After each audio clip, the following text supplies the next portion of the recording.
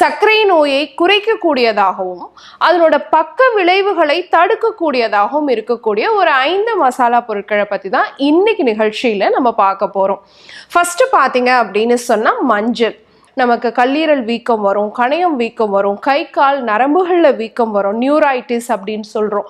இது எல்லாத்தையுமே குறைக்கக்கூடிய தன்மை உடையதாக இருக்கிறது மஞ்சள்.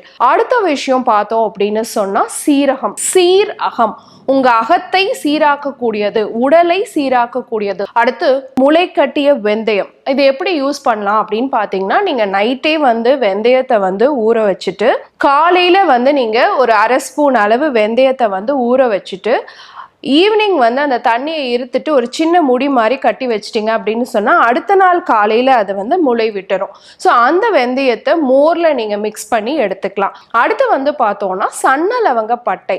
நீங்கள் ஒரு 100 கிராம் அளவு வாங்கிட்டு நல்லா மிக்சியில் பொடி பண்ணி வச்சுக்கிட்டு அதில் ஒரு 2 சிட்டிகை அளவு போட்டு சுடுதண்ணியில் கலக்கி குடிக்கலாம். அப்படி இல்லை அப்படின்னா பட்டையை ஜஸ்ட் தண்ணியில் போட்டு கொதிக்க வச்சும் நீங்கள் குடிக்கலாம். அடுத்து பார்த்தோம் அப்படின்னு சொன்னால் கிராம்பு.